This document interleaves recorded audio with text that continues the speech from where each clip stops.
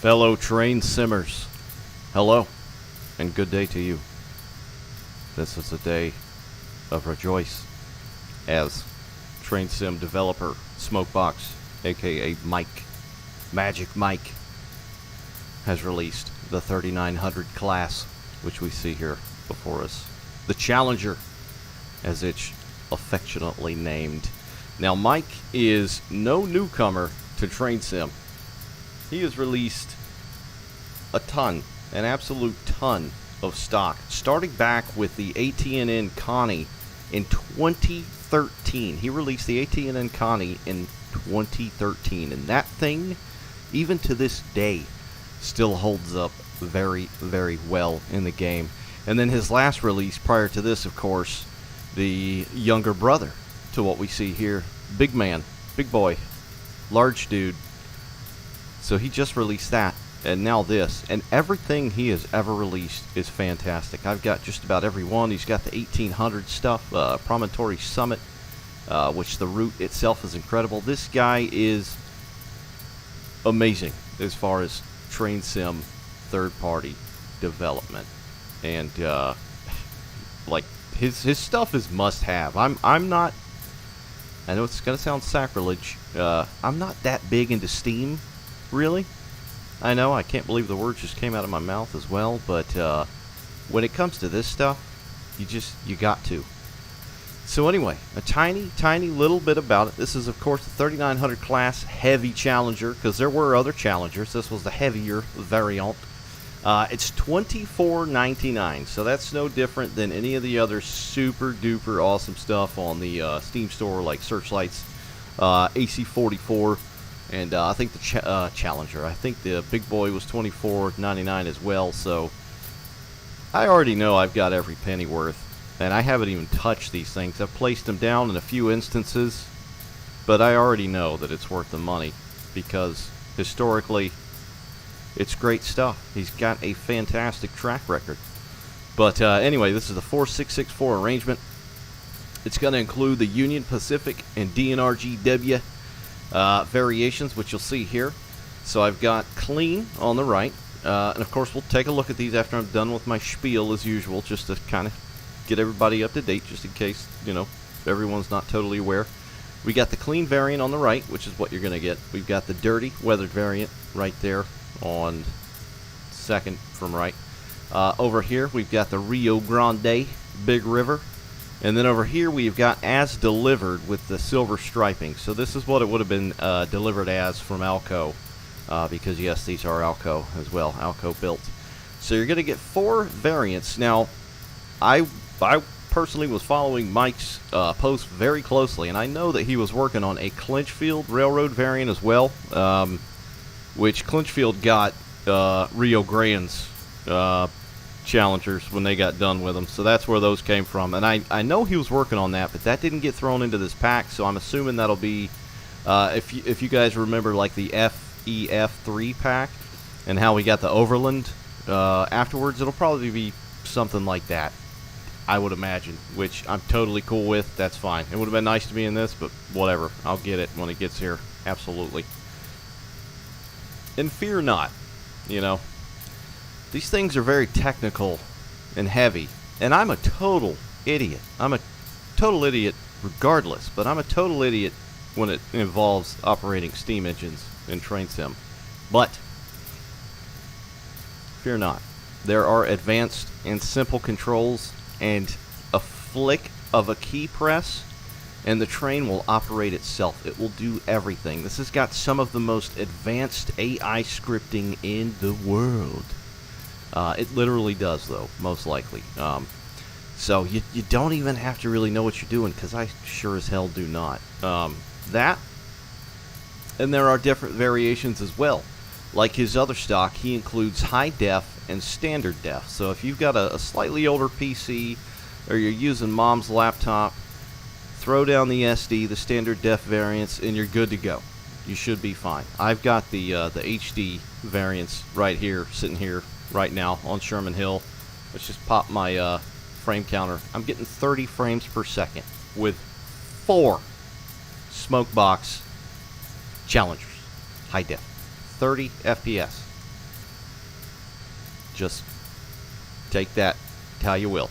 But anyway, there are broad customizations on this thing. A lot of them on the fly, which is really cool.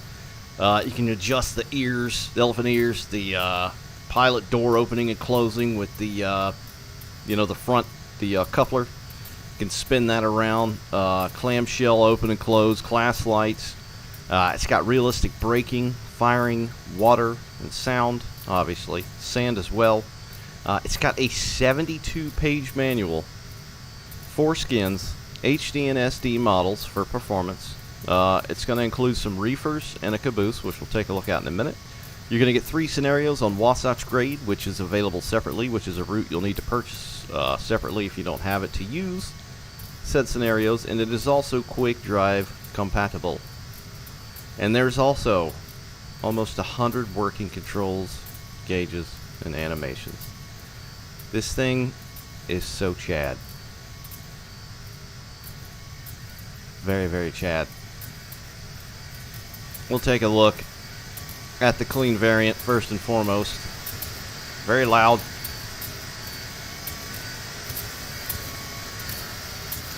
As usual, the modeling and texturing from Mike and Smokebox is second to none. This thing is just incredibly detailed. Rivet counters, unite, because you've got lots and lots of rivets to count. I mean, look at these things. The bolts, the nuts, even the metal. Some of the metal has that like stress and fatigue, like here. That's kind of bumpy. Oh, I like this bitch, shiny, little reflective. The wheels look fantastic, the rods as well. They look a little bit greasy. They're not just 100% mirror finish, which is nice. Just the linkage and the undercarriage on these locomotives are amazing. I can just sit here and watch them and work non-stop. That's really all I have to do to appreciate these things. Just absolutely incredible. Got the Alco builder plate right here. Built in Schenectady, New York. Oh, these things are so mega huge. Basically 2 engines under 1 boiler. Challengers. Look at this detail, man. Oh my god.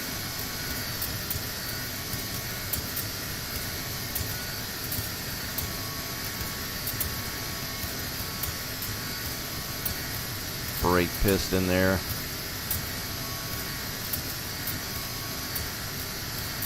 Oh, the classification under there as well. The numbers look great. UP on there looks very nice. It's almost not even worth looking at. It's obvious that this stuff is going to look fantastic. I mean, even on the tender, look at the weathering on here. It's subtle, but it's there. You know, it's not over the top, and it looks incredible. It still retains a little bit of shine to it as well. I mean, look at this. That is artwork. Absolute artwork. That belongs in the Louvre. And of course the lettering is on point as well. Thing is incredible. There's no light back there. We'll start up here. Of course the water compartment, water tanks back here.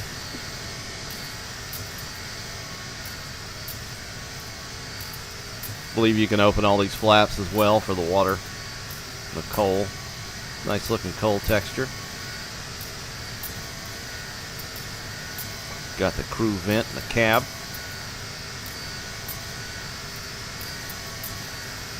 My god. This is how you model right here. This is gorgeous.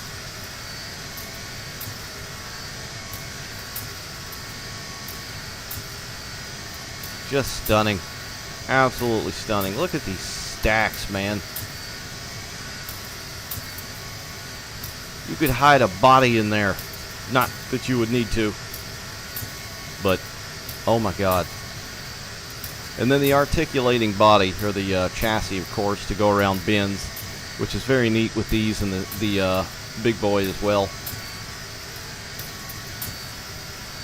It is rolling. The diamond plate looks amazing. On the walkway there, the steps have a little grit to them.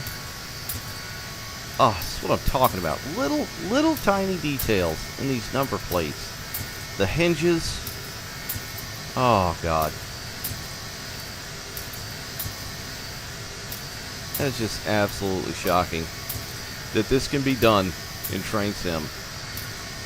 And that this guy, Mike, has been doing this almost a decade. Almost 10 years. So anyway, that's the clean boy there. This is a dirty boy. The tender looks roughly the same, but the engine itself is definitely mo dirty.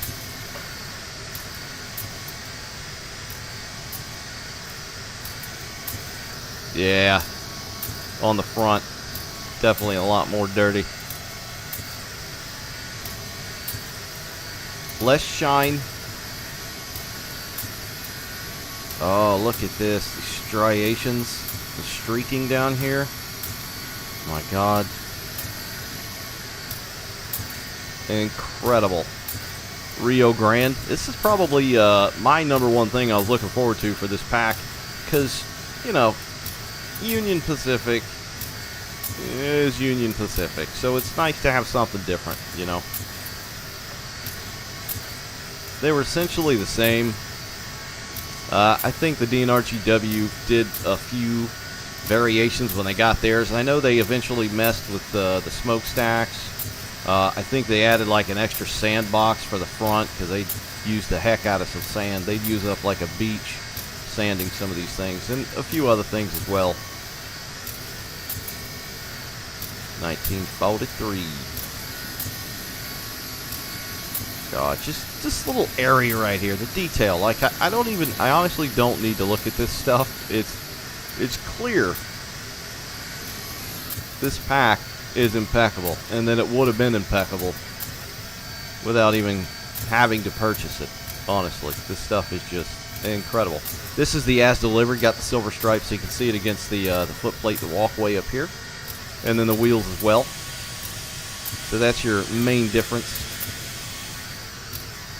Got that clean look right out of the oven.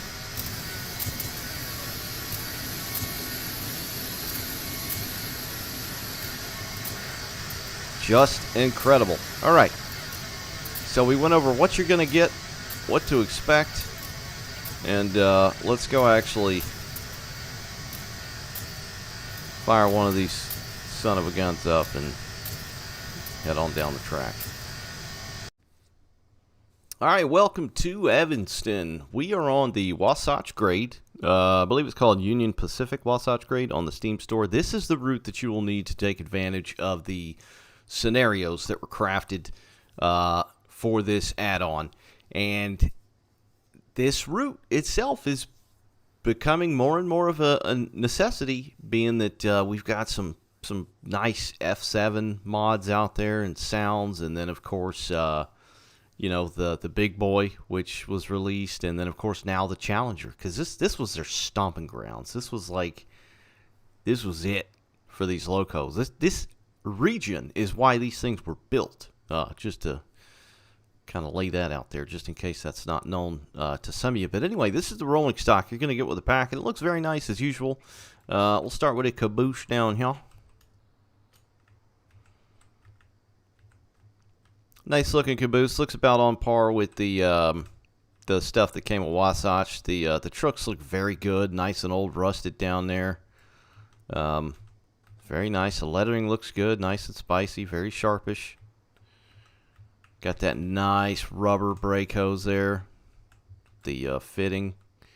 The model itself, you know, it's just an older model, if I'm not totally mistaken. So there's nothing super crazy on there. It doesn't have that real kind of 3D feel because you can't really see any difference where the rivets would extrude from the side of the car itself. But it's a caboose, and this pack and this stuff is an excuse to use a caboose, which is perfect because cabooses are awesome.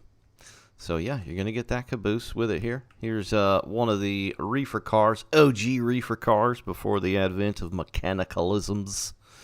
And they just use ice, and these some bitches, big old blocks of ice. But this is one of them. This is the full variant, so you'll notice the hatches down here are closed. And again, the trucks look really good. Look how nice and just worn and rusted those look. I like. Care was taken to that, so that it's nice seeing stuff like that, even if it's slightly reused stock. The logos look good. They're not. I wouldn't say they're 4K. Yeah, those aren't 4K, but they still look well enough from a distance. Stuff like this could definitely be touched up, but this pack is about the locomotive, and I'm totally fine with that. This stuff is just like, it's like when you go get a steak and you get a potato. It's like you're all about the steak, but the potato's nice too. You know what I'm saying? So it's just an added bonus. It's nice. The backs and fronts of these look nice as well. This rib bit will go up to the top here with these hatches. Just a very cool thing to see. It's they're nice looking cars though, especially for the age. We don't have a ton of rolling stock for this period, honestly. Here's another one here. They changed the logo, so you can obviously tell it's some of the newer one there. It's in color. It's like getting a color television. Got the hatches, so that's that's loaded and empty as well, and you can tell there's some nice weathering on these too. Where it's just not one flat yellow paint, you know what I mean? It looks nice. There's a bit of funky lines going on here, but it's all right. And then here are the very recognizable PFEs. These are cool cars, and these, to me, look incredible out of this pack. These are the best-looking damn cars that you get with all this stuff. These look nice. I love the color of them. Oh, yeah.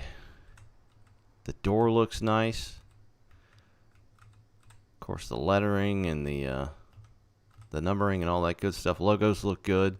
Still going to have the nice weathered kind of rusty looking trucks and whatnot. And then of course you're going to get a loaded and empty variant as well. Even the top of this son of a gun looks good, man. This one is easily my favorite out of all the reefers. But yeah. Okay. Right, so I got a chooch sat up down here. We're going to run down to Ogden over in Utah, from Utah to Utah. And let's see, I think I got the dirty one sat up here. So just a random consist.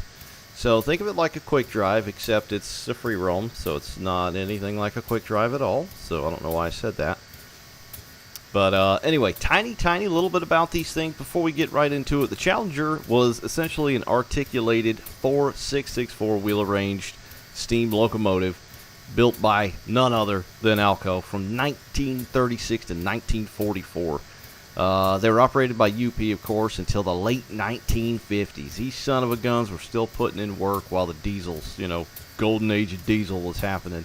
So that's very cool as well. 105 were built, as well as about a half dozen for DNRGW. Let's see, they were standard gauge, obviously. These son of a guns were 120 feet long. And you got to remember, the big boy did not exist yet. This led up to the big boy. So loco and tender, this son of a gun was 130 feet long. That's like 2 school buses, almost. That's crazy. Over 600,000 pounds in weight, just the loco alone. But with this added to it, 1 million pounds for the whole mamma jamma right here. Things had 4 cylinders, capable of 70 mile an hour or more. And they had 97,000 pounds-force of tractive effort, which was fairly high at the time. the predecessor, obviously, and the inspiration for the big boy, which came later. And the 4664 wheel arrangement was known as the Challenger, and I don't remember the exact story. I remember hearing it one time, but one of the designers of the Challenger wanted this locomotive to meet certain challenges, and those challenges were obvious, crazy grades, like out here, which we're about to head towards, and speed. They needed to do both. And this met and exceeded those expectations, hence the name Challenger for the challenges it overcame, essentially. I think that's how the story works with it anyway. There were 5 variations of Challengers built over the years. There were the light Challengers, which were CSA 1 and 2, and then the heavy boys, which were basically, we'll call them Dash 3, Dash 4s, and Dash 5s. They were built for mountainous grades at speed, obviously. Let's see, DNRGW, I think they called them the L97. And then those, of course, like I said earlier, were sold to the Clinchfield Railroad. And then Clinchfield called them E3s, I think. But, again, these things primarily ran over the Wasatch and Sherman grades. So, if you need something to use on both of these routes, you got it. Let's go ahead and take a look at the manual. So, you're going to want to take a look at the manual. This son of a gun is 72 pages. 72 pages. And it covers every freaking thing you need to know. RTFM. If you have any questions about this thing, RTFM. Just do it. You'll thank yourself later. It tells you here there's obviously a difference between the simple and the HUD, which is kind of simple control, which I will be using, and the non-F4 HUD, I think it's, F5, the high def and standard def locos, which of course take less resource from your PC. Settings that he recommends, cab layout, everything you need to know. Let's see, let's keep scooching on down here. Keyboard and mouse, so you've got all the stuff you need to know about that. All the key commands, all that good stuff. I'm actually just taking a look at these for the first time here. So, I'm looking at it with you. I'm trying to just take a couple and mentally store them for later, operating this thing. But anyway, what you're going to want to do is turn off Auto Fireman. I've usually got that on in your options. You're going to want to turn that off to operate this son of a gun. So, yeah, it's just got so much stuff. Just about everything you can think of is going to be covered in this manual, okay? It's over 70 pages.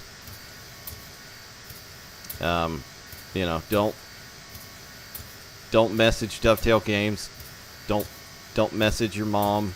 Don't message your congressman. Read the manual, and it'll answer everything you need to know. Got the variations here. Rolling stock. And let's see, I just want to take a look at this here. Photoshop, Adobe, and Substance Painter. Yeah. Audacity to create sounds. A few sounds such as switch and button clicks were made using samples from freesound.org. Okay, cool. Yeah. Kevin Schultz, Anthony Wood of Searchlight for their invaluable help in sourcing, setting up, and scripting various sounds, including the bell and whistle. That's Chad. Michael Stefan, Great Northerner, got some of the best older freeware rolling stock on his website, which I vastly cover in a lot of these high iron simulation packs that come out. That's who that is. Jonathan Lewis, or JL, Milepost. This is the route of which we're on. This is his right here. And, yeah. So that is the manual. I'm going to keep that open on the second screen here and stop boring you to death, because I know you're probably saying, get on with it. I, myself, am saying, get on with it. So let me get back up to the keys here. And we'll do it to it. Alright, let's see. I think that'll do. Okay, that'll do. Alright, so first and foremost, let's check out that whistle.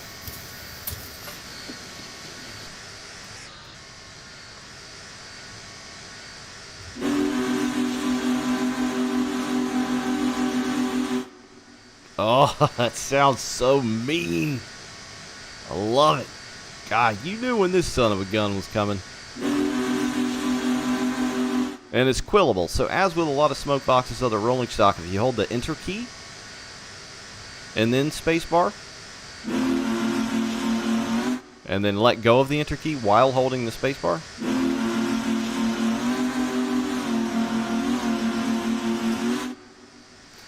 sounds amazing. I mean, all of his other whistles sound good as well, so why wouldn't this one, right? Classification lights. Let's see. These, of course, are the ones up top here, so I think you can change those with U. No U. There we go. So they're on red, green, and then, what is it? Shift U to go backwards. And there we go. Straight turn them son of a guns off. So the headlight, of course. There we go. Look at that. God bless it. That's a headlight flare, guys. There's only a couple of developers that I feel like can do realistic headlight flares, and he is one of them. Because that looks incredible. That looks incredible. Very, very good.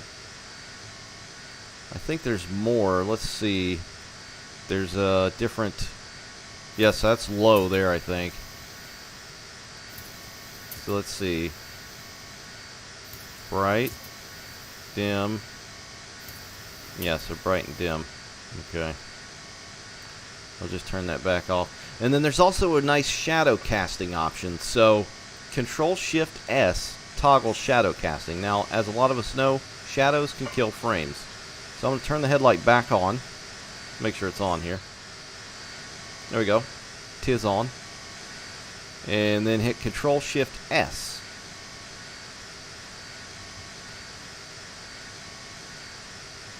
And the stupid AMD thing popped up, so I can't see it. So shadow casting is now on. You can't see it presently, but just know that it's on. It says it's on. I'm going to turn it back off.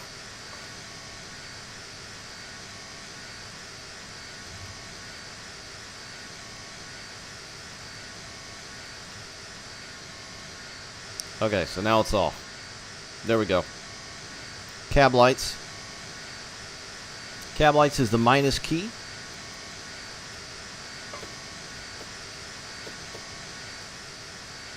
I didn't want to get in here yet because, oh my god, the interior of this thing. But here we are. So your cab lights, minus key, or dash. The interior looks freaking phenomenal in here, as usual. I mean, of course it is. Of course it is. It's going to look incredible. Oh, just even the weathering on this this little bit of wall right here, the armrest, or next to the armrest. Look at that. It's like it's that wood layering that's smashed together, pressed wood, whatever you want to call it. And it's even got the screws in there as well, like little things like that.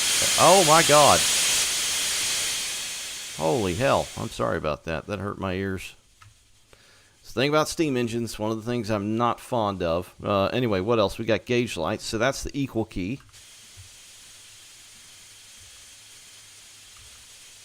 So those just turn like an overhead light on, I believe. Let's turn the cab lights back off. And then the equal key. Yeah, it's kind of just like it just seems to like illuminate them from afar type of deal. Is pretty nice. You got an injector light which you can click on and off. Running lights you can click on and off. Backup red light. Train indicator lamps. Control-Shift-N. Holy moly. There you go. So that's our number boards there. Look at that. Off and on, baby. That looks good there. Very nice. Let's see, what else we got here? What else we got? So for Expert Auto Fireman, you can hit Control-Shift-A or click the fireman's seat cushion.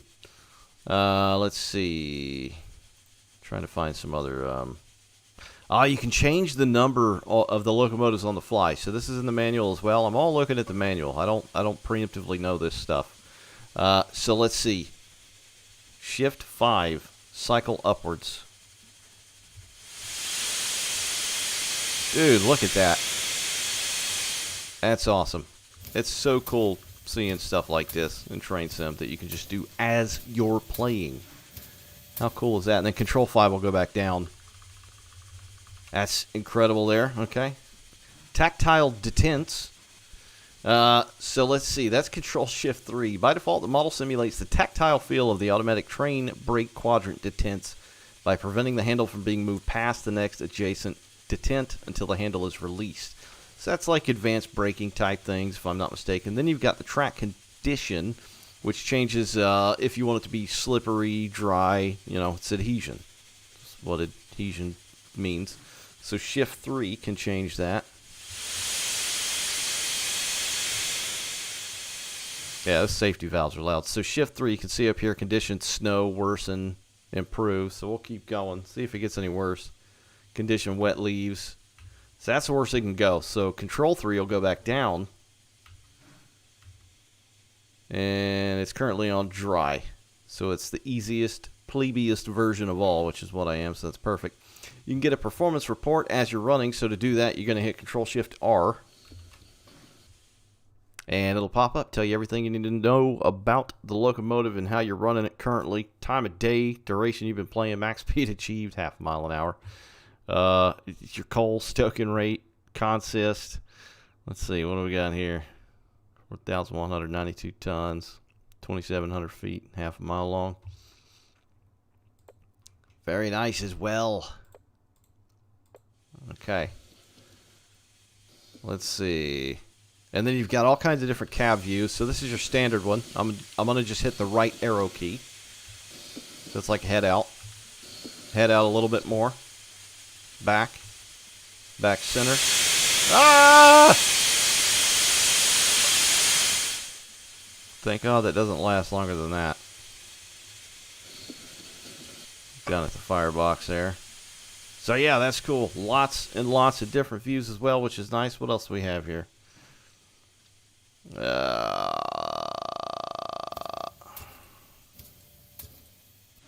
Now, I'm not going to try to control this thing manually. If that's what you're hoping to see, I'm sorry, that's not going to happen. I suck operating steam engines. I most always use automatic fireman, but we're going to get this thing moving and just watch and listen to it run and all that good stuff. I'm trying to find a couple more things here in the manual, because I know there's some stuff you can do. I mean, it's just got, it's got way too much to cover. You could make like a 10-hour video on this thing. It's insane. Let me just look one more thing here, and then we'll get going here. Just kind of doing this on the fly as usual. Just a moment. Uno momento, por favor. Right. Okay.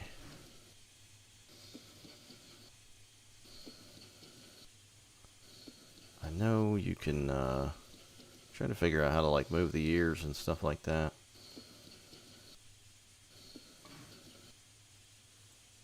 Roof ventilator hatch, that's Control T. The hatch open and close with that. Nice. Nice.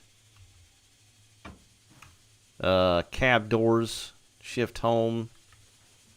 So you can open all the cab doors and windows, which I totally forgot to do here. That's one nice fluid motion. I believe you can open these as well. Hey, oh yeah. See right out of there. Dude, this thing looks so good. Clear vision window. So storm windows, I think that's what we just did.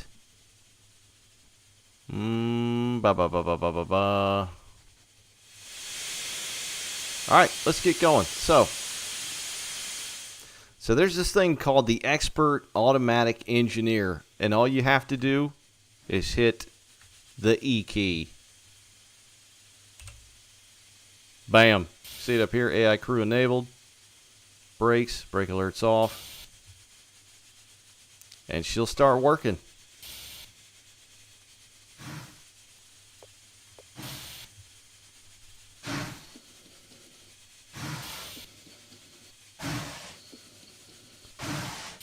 Pilot door is Control Shift P.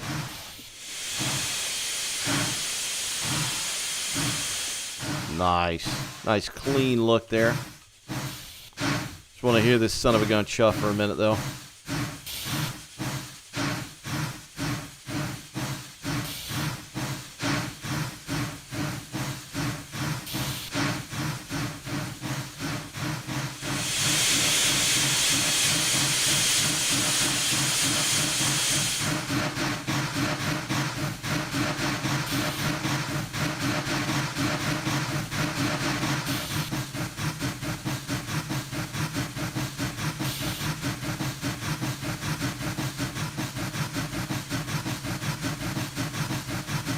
You can change the smoke density as well. So to change the smoke density, it's Shift 4 and Control 4.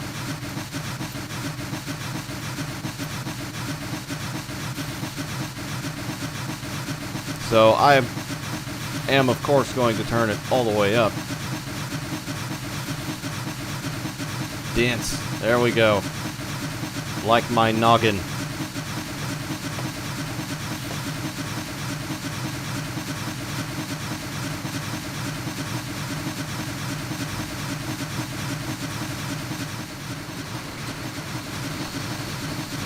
You can open the water tank doors here as well, which is kind of neat. That is Shift W. W? Wait.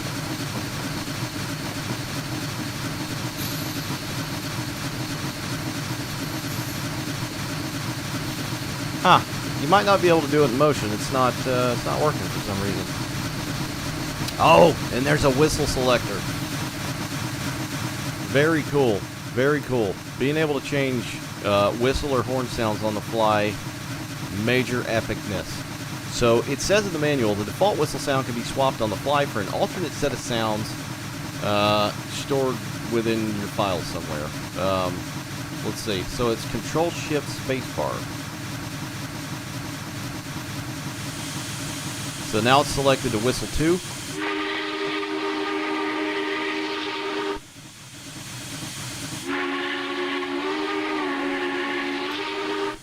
It's also got some quillage in the village.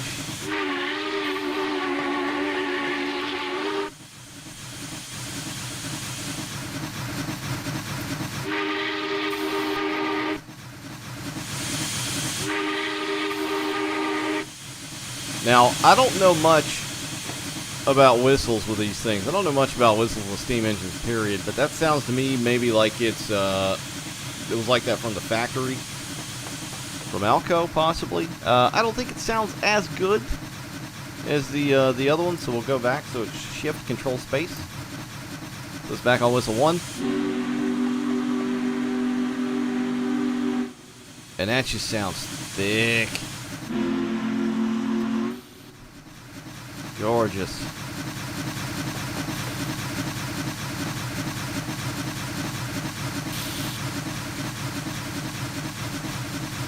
Thing just looks incredible. Art in motion. It's the very cheap phrase I like to say about steam locomotives.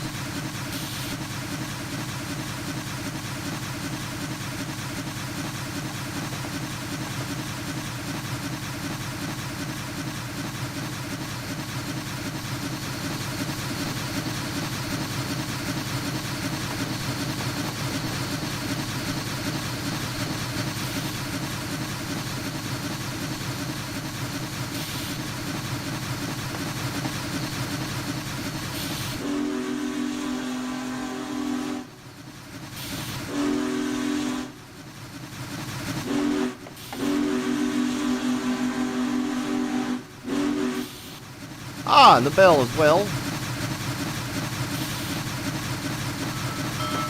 See a ding-a-ling-a-ling in there. Was obviously not a pull bell. That'd have been one long-ass piece of string.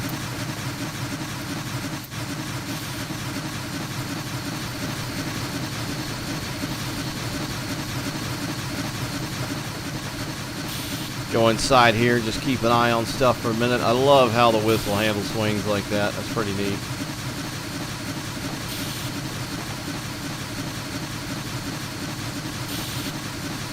Gauges look incredible.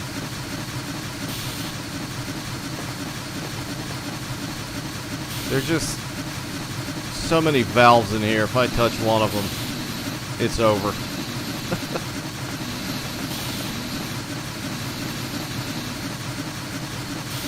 AI doing his thing.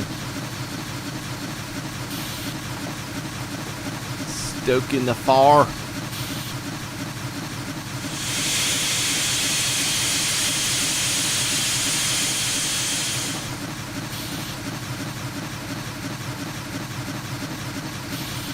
Foam meter. I think it's safe to say my foam meter right now is through the roof.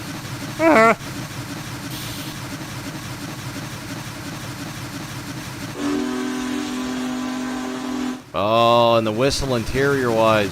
Try the bell.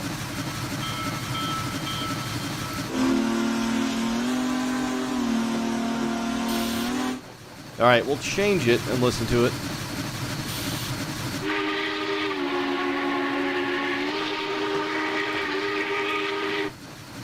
Yeah, I don't think that one's as good, but it's nice to have options.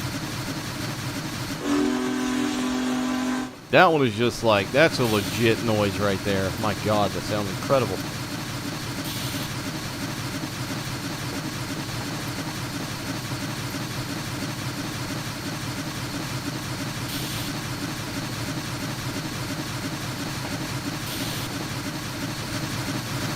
Now, there's a way that you can place the ears. Oh, look at the articulation going on.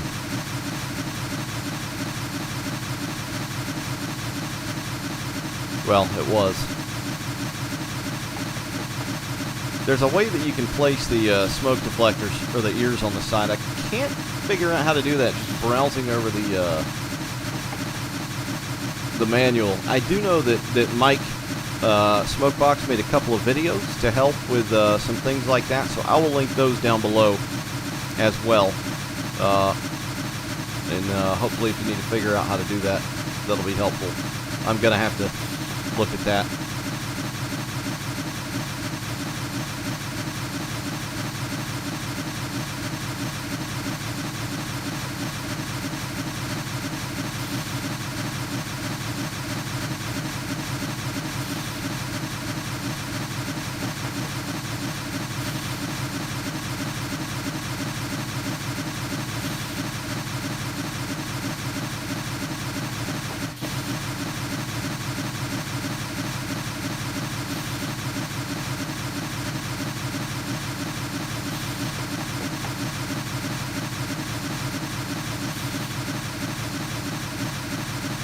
God, this thing just looks amazing. I'm honestly speechless. I don't know. I feel like I'm in a state of zen just looking at this thing.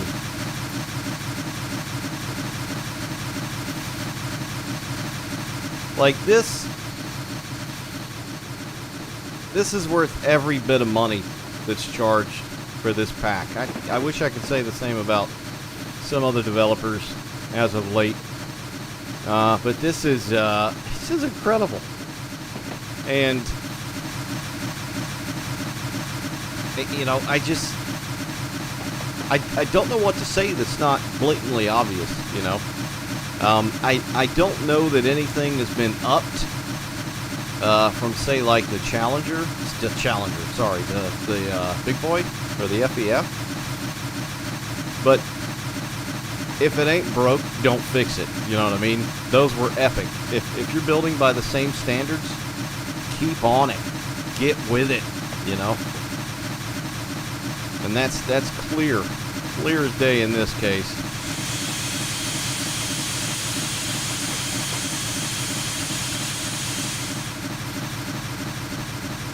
Because this thing is just chungus among us. Oh, it's just so nice. I feel like I'm doing it a disservice because I'm not into Steam that much. I'm a diesel boy through and through. But this is where it all began, you know. And I wish I was. I try to learn more and more every day. And, you know, one day I hope I will appreciate this thing to the fullest. And these, especially when we have these by the one and only Smokebox. Here's how you can toggle fireman. Do a run by here.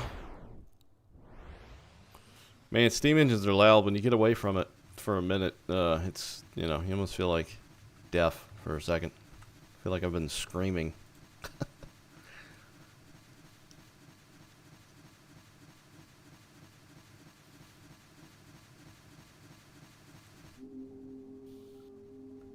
Definitely got some sound suppression going on there with a whistle over the engine sounds, or the chuff chuff.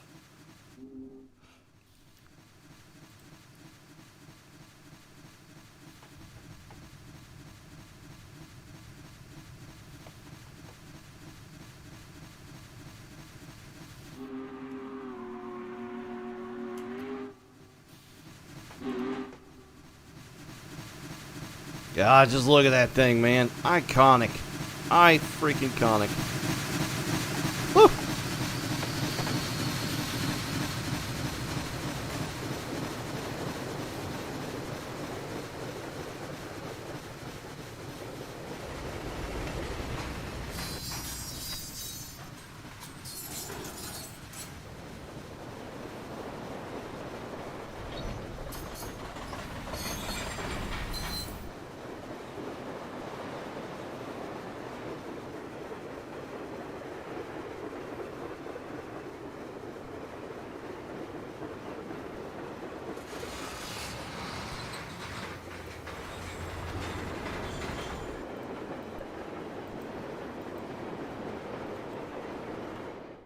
Up.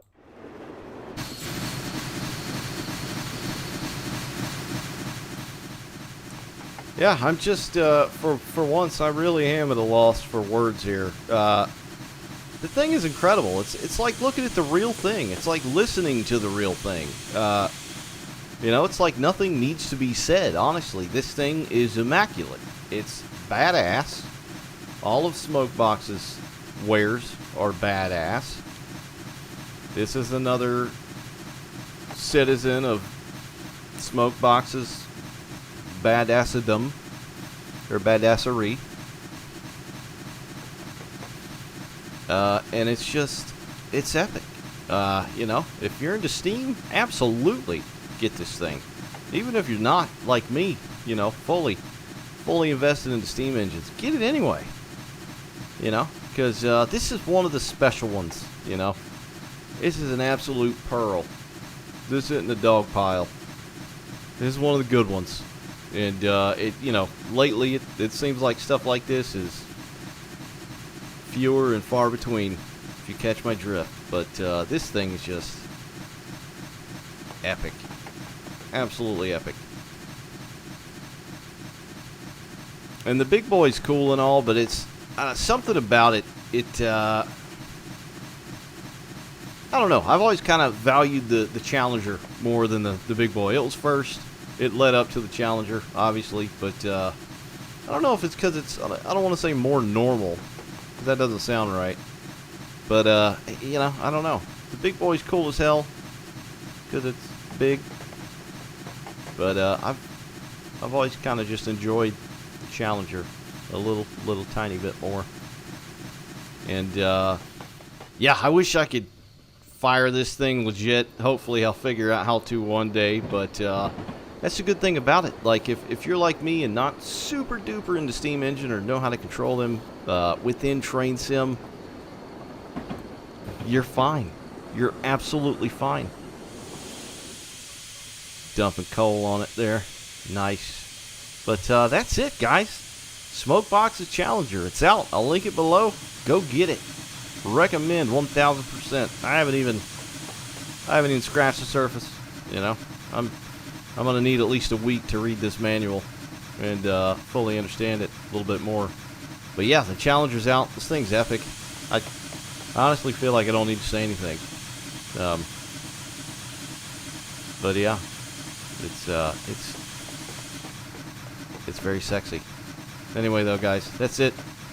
I'll see you next time. Bye.